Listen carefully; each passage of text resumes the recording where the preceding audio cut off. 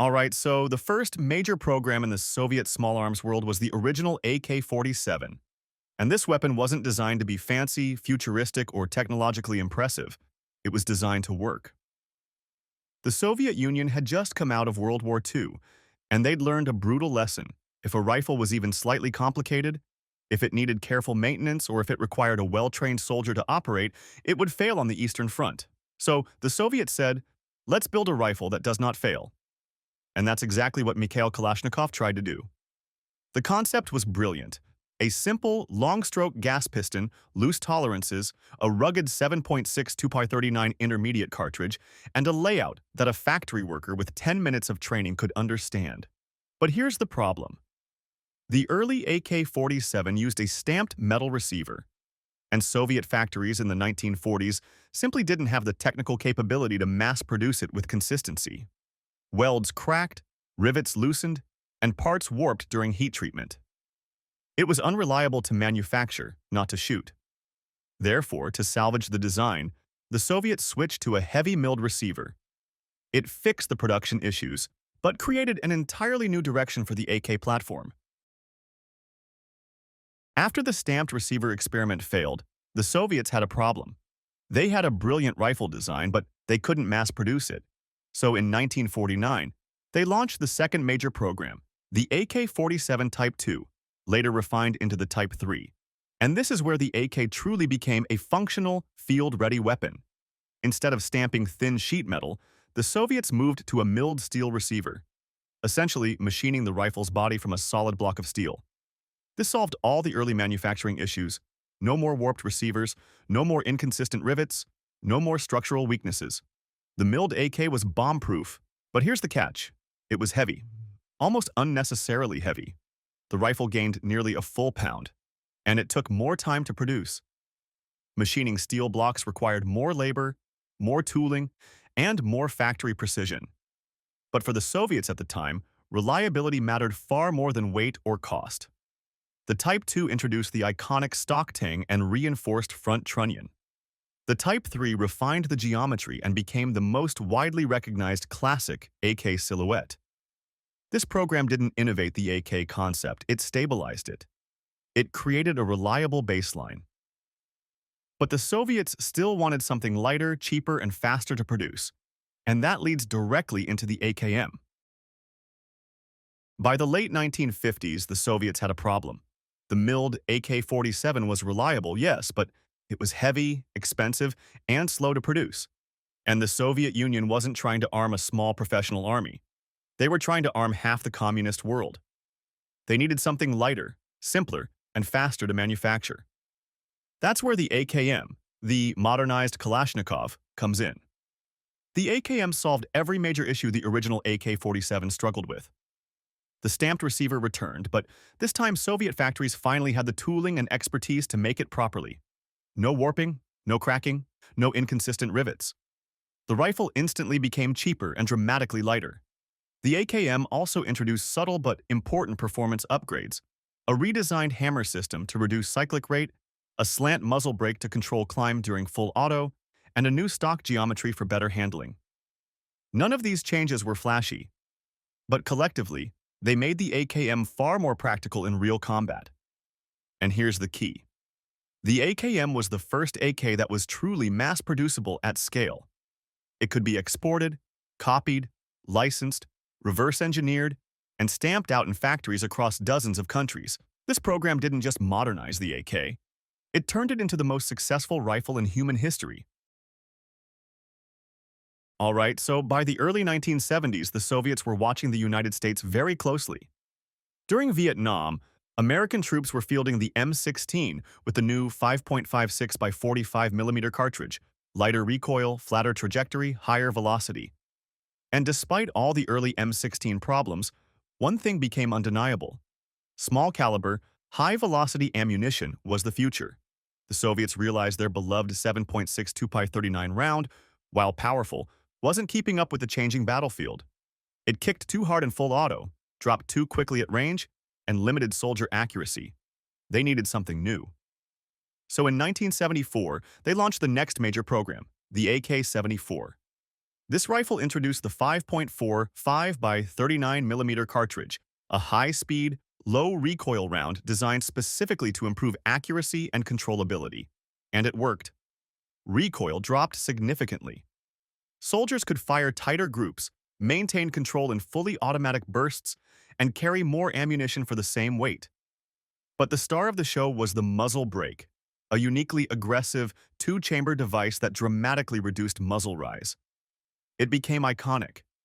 The AK-74 wasn't just an upgrade, it was a doctrinal shift, a move toward lighter, faster, more precise firepower that aligned with global trends. This program became the Soviet standard for the next 45 years. By the late 1980s, the Soviet Union had a new problem, not with performance, but with standardization. Factories across the USSR were producing slightly different AK-74 variants, different stocks, different furniture, different finish, different small parts. For a superpower trying to manage millions of rifles, this was a logistical nightmare. So, in 1991, they launched the next major modernization program, the AK-74M. The goal was simple: unify everything. One rifle, one pattern, one set of parts. And the AK-74M delivered exactly that. It introduced a folding polymer stock to reduce weight and improve durability. A side-mounted optics rail finally gave Soviet troops a standardized way to run scopes and night vision devices. The polymer furniture resisted heat, moisture, and impact far better than older wood or bakelite components. Internally, manufacturing was streamlined so every factory produced rifles to the same technical baseline. None of this looked dramatic on paper. There was no new caliber, no exotic materials, no radical redesign.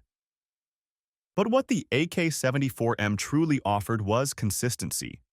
And in a military as large as the Soviet and later Russian army, consistency is everything. This program didn't revolutionize the AK platform. It stabilized it and prepared it for the next era of warfare. By the early 2000s, global rifle design had changed dramatically. Western militaries were running full-length rails, ergonomic stocks, ambidextrous controls, and optics as standard equipment. Meanwhile, Russia was still issuing rifles based on designs from the early 1990s. So around 2010, they launched the next major modernization effort, the AK-200 series. On paper, this was Russia's attempt to drag the AK platform into the 21st century. The rifles added Picatinny rails, new furniture, improved ergonomics, and accessory compatibility. They were supposed to be the Russian equivalent of the M4's modularity or the SCAR's adaptability. But here's the problem. The AK-200 series felt like a bolt-on modernization rather than a ground-up redesign. The rifles became heavier. The rail system added complexity without solving the core issues of accuracy, heat management, or optic stability. And quality control problems showed up early in testing. The Russian Ministry of Defense wasn't impressed. Just like America's endless attempts to replace the M4, Russia's AK-200 program looked promising on paper, but collapsed under real-world evaluation. It went nowhere. Outcome: the AK-200 became a transitional, half-step modernization. It didn't fix enough. It didn't innovate enough. And it pushed Russia to attempt something more ambitious, a true next-generation AK.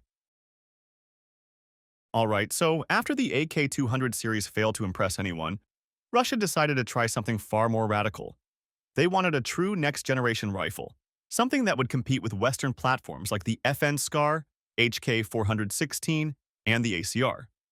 That's where the first-generation AK-12 comes in. And, on paper, this thing looked revolutionary. A redesigned receiver, fully ambidextrous controls, a monolithic top rail, adjustable stock, improved ergonomics, and claims of better accuracy and recoil control. It was Russia's big leap, their future rifle moment. But here's the problem. The initial AK-12 suffered from the exact same issue that killed programs like the XM8, over-engineering. The rifle added complexity without adding reliability. New moving parts broke during testing. Components loosened under sustained fire. Manufacturing was inconsistent. Tolerances weren't dialed in. And soldiers reported durability issues that simply didn't exist on older AK models. In short, the AK-12 prototype didn't meet Russian military standards. It was too fragile, too experimental, and too far removed from the proven simplicity of the AK platform.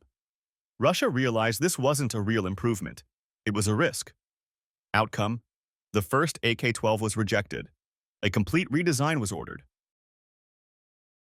After the initial AK-12 failed testing, Russia didn't scrap the concept. They rebuilt it from the ground up. And this time, they did something very smart. Instead of trying to reinvent the AK, they returned to the AK-74M foundation and modernized it where it actually mattered. That decision produced the final AK-12, the version that finally passed military trials and entered service. The new AK-12 kept the soul of the AK platform: long-stroke gas piston, rotating bolt, simple internals, but added modern features that Russian troops had been requesting for years.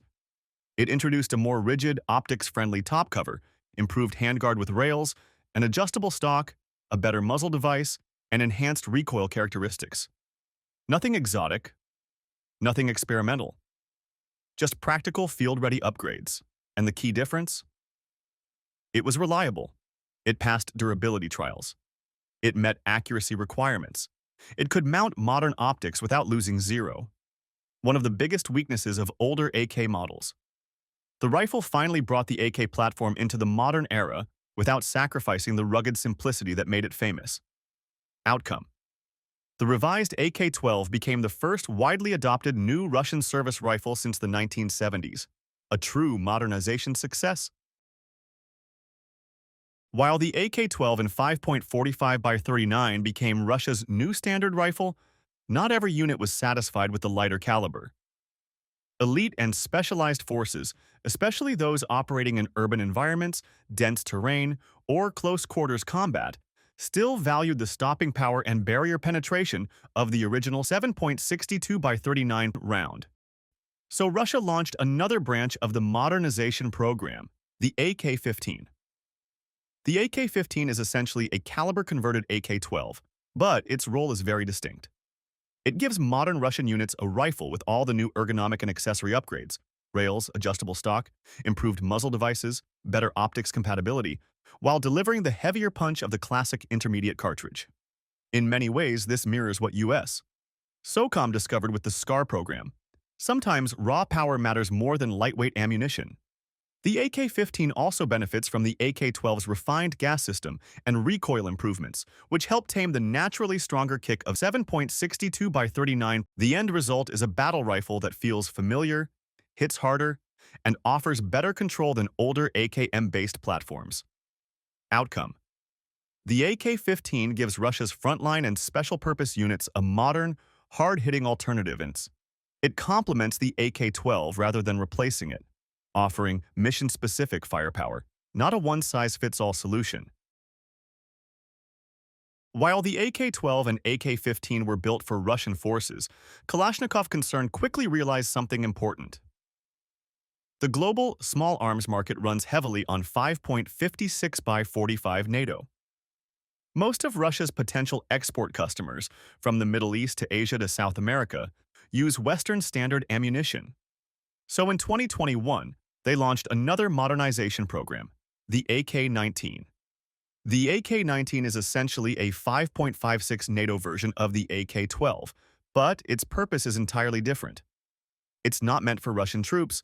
It's meant for foreign militaries that want the ergonomics, reliability, and ruggedness of a modern AK, but chambered in the world's most commonly used military round.